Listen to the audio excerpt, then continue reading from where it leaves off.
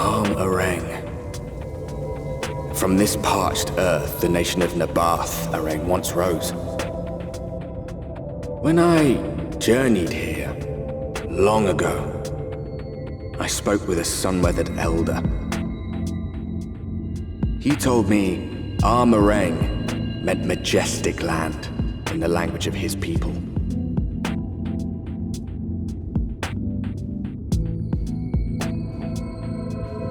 And so it might still be, were it not for the light's unrelenting onslaught.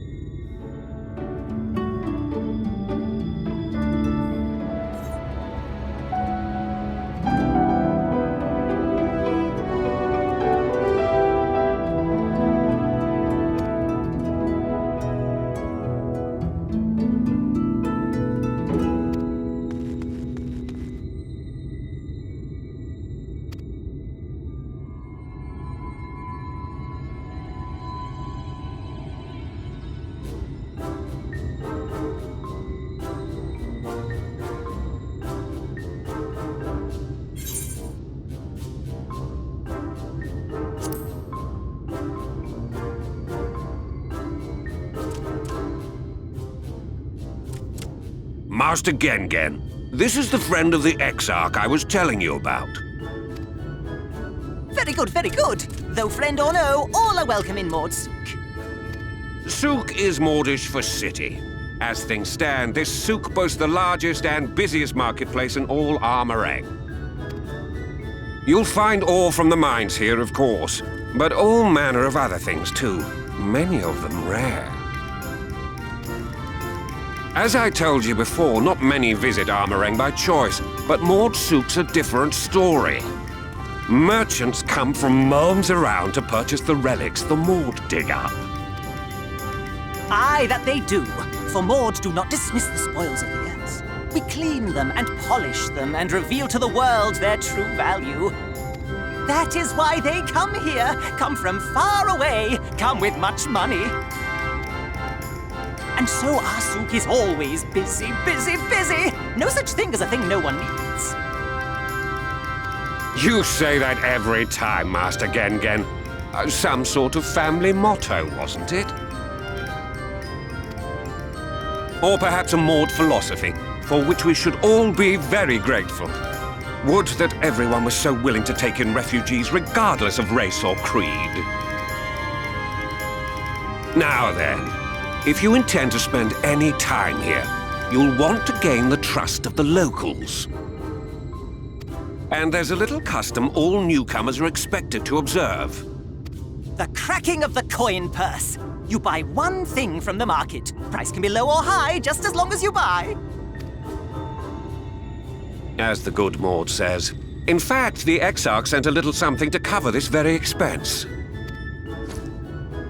A Verbert gold piece, no less. The first I've held in years. Verbert gold? Real Verbert gold?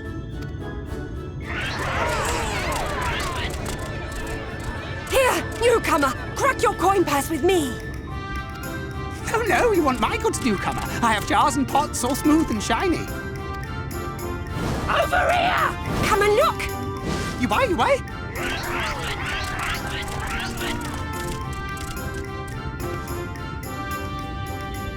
Enough of that! Calm, I say! This one must still journey through the barrens. Nothing bulky, nothing heavy, no pots. Nothing better for the road than a full belly.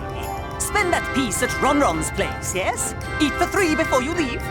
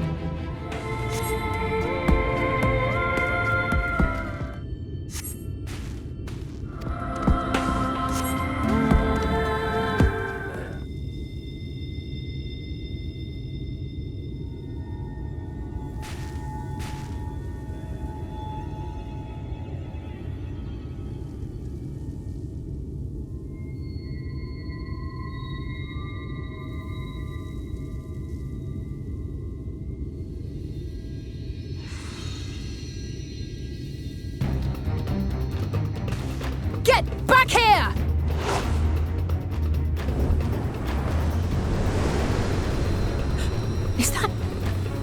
It can't be.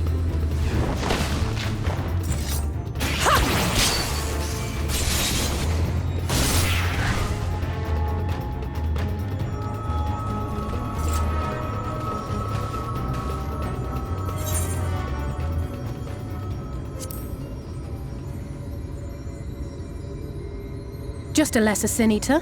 Nothing to write home about. I knew you'd turn up sooner or later, but I had been hoping for sooner.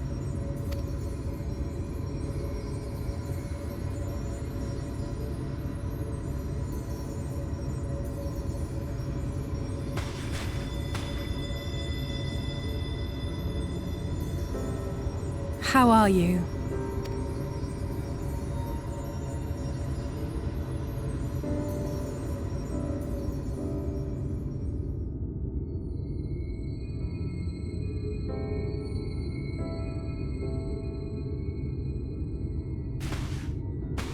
We've fought them to a standstill, then.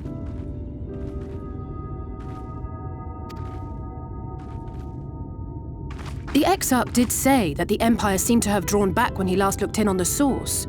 But without knowing for sure how fast time was passing there, I couldn't help worrying that a lot might have happened since then. I'm heartily relieved to hear that it hasn't, just as Alphino must have been. As you can imagine, both he and Urianger were desperate to hear the news from home when I arrived. I haven't actually seen Thancred and Y'shtola yet, but they will have heard all the latest developments from the Exarch by now, or should have at least.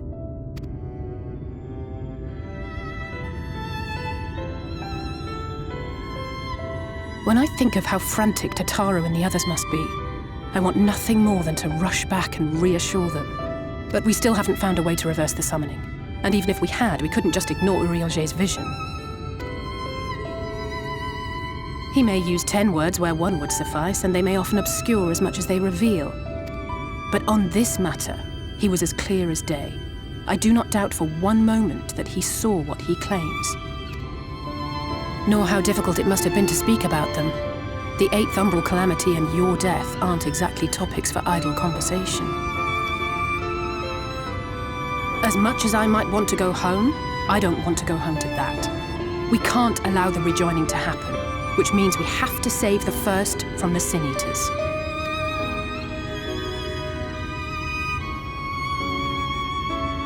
That great wall of white is a remnant of the flood. 100 years ago, the balance in the first tipped decisively in favor of light. From that moment, it rose and swelled with each passing day, and then, without warning, it burst forth like water from a broken dam. A colossal wave of pure light, drowning everything in its wake. Only Norvrant was spared. For the most part, living things are composed of ether of various different aspects. But when exposed to such a flood, their etheric harmony is shattered, and their natural form breaks down. Then they either perish, or are warped into mindless abominations.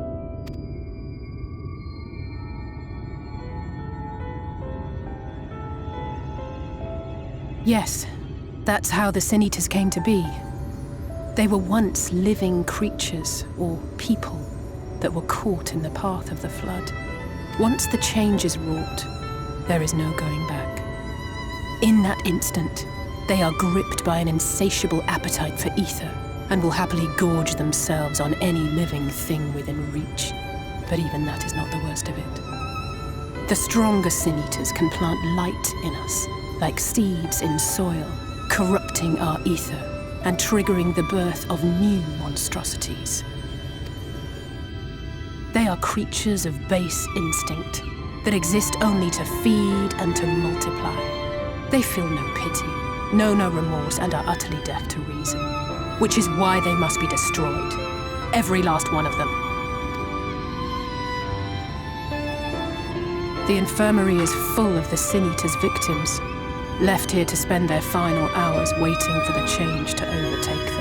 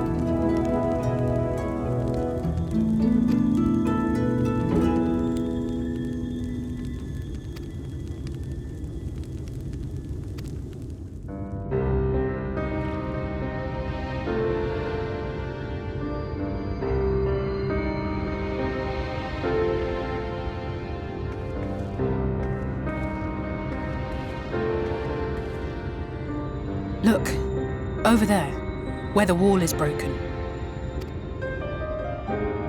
Do you see what lies beyond? That's what the land became after the light flooded in. An empty, white nothingness. Life cannot exist in such conditions. The primordial light would wreak havoc on the body's etheric balance.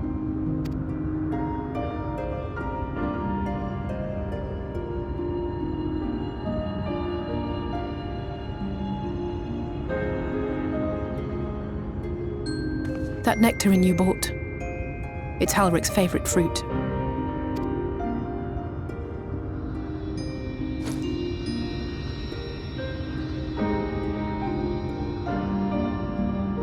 Most of the patients, Halric included, survived the attacks of powerful eaters. But their fate was sealed all the same. The monster's corruption has entered their bodies, and their very essence is being subsumed by light. The twisted state of the world itself just makes matters worse. Under normal circumstances, a person's ether naturally tends to equilibrium. But for these poor souls, the opposite is true. Sooner or later, every single one of them will turn.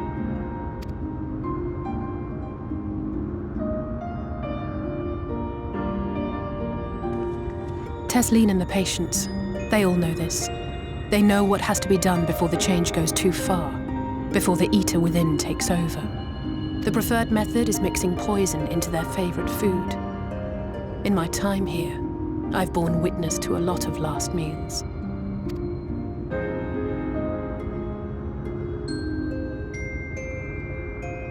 I feel just as helpless as before. No matter how hard I fight, it's never enough.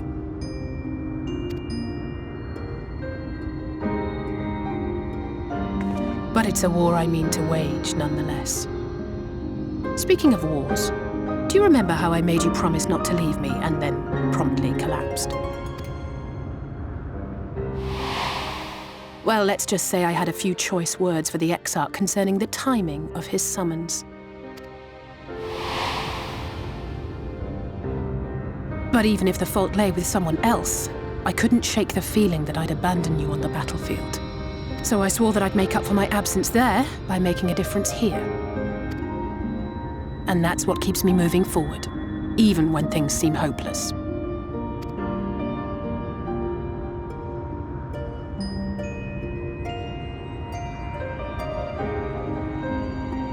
On which note, it's time we headed back. The longer we keep Tesleen waiting, the harder this will be for her.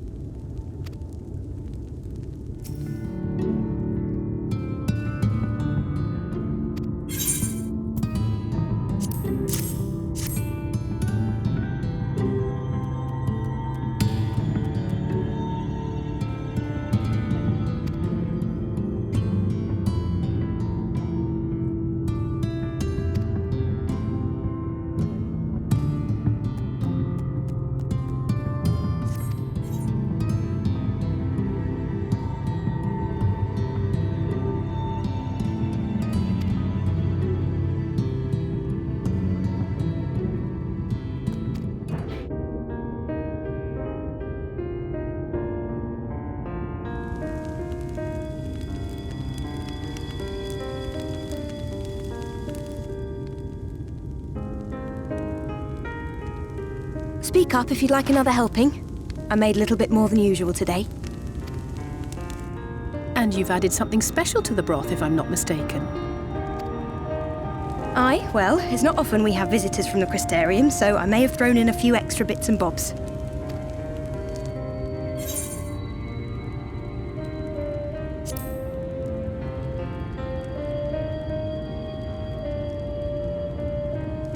it's nothing, really. And we do so rarely have guests.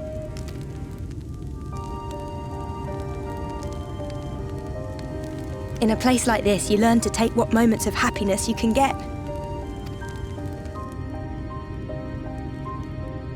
I remember when I first came here with my mother. She was showing the early signs.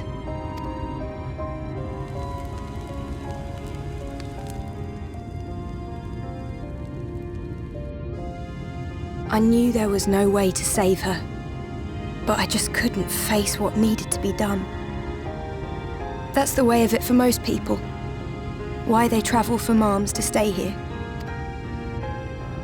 Beaten, broken souls come to wait out the inevitable, to receive the mercy of a painless death.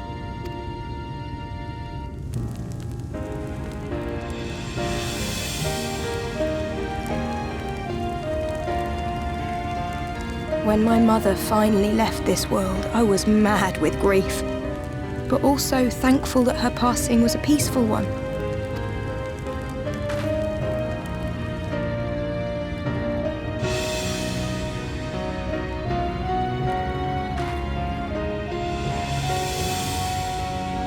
It's never easy, ending a life you've cared for, even when you believe they go on to a better place.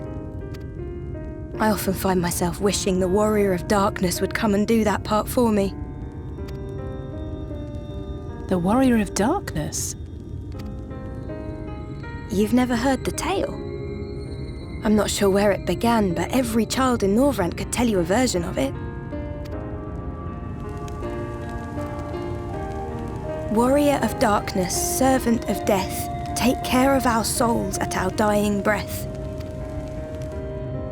Let sinners and eaters of sin go with thee, that all may return to the sunless sea. Well, that's the version I was taught anyway. It's just an old bedtime story. He's certainly never deigned to visit us here. Which is a good thing, surely. He sounds rather ominous. Do you think so? I always liked the idea that he treated every soul the same, even the Sin Eaters.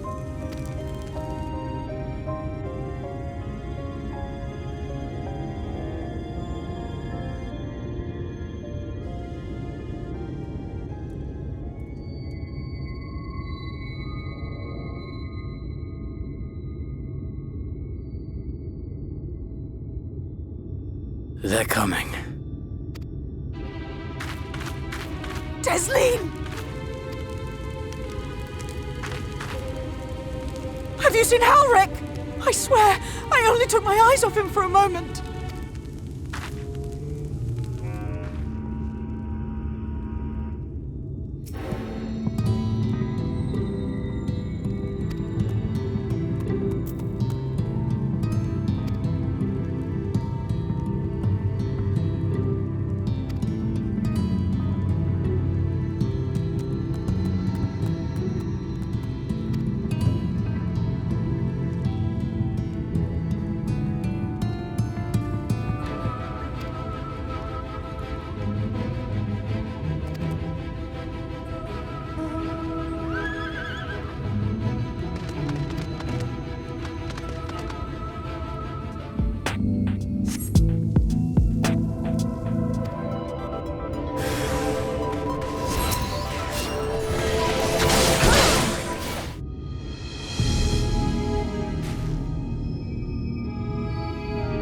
Any sign of him?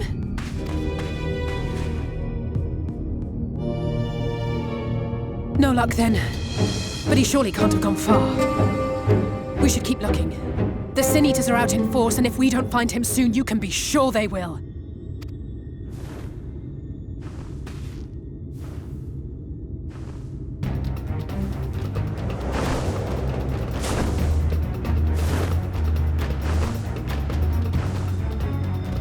Did you see the size of that thing? It must be one of the nasty ones. Wherever it's going, it can only mean trouble. After it!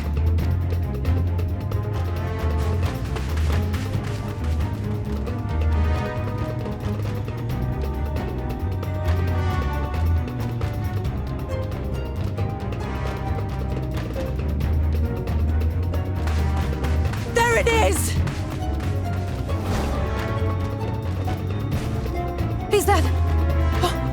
Oh no!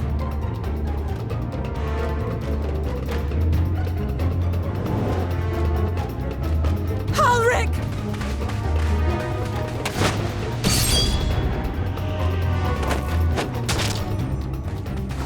We have to run!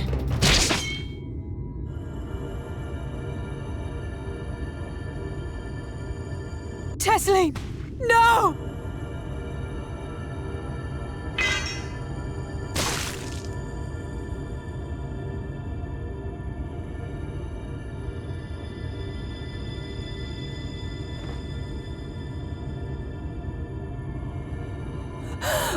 We all deserve happiness, wherever we can find it. The time left to you is precious. No one should die in pain. Mother, I...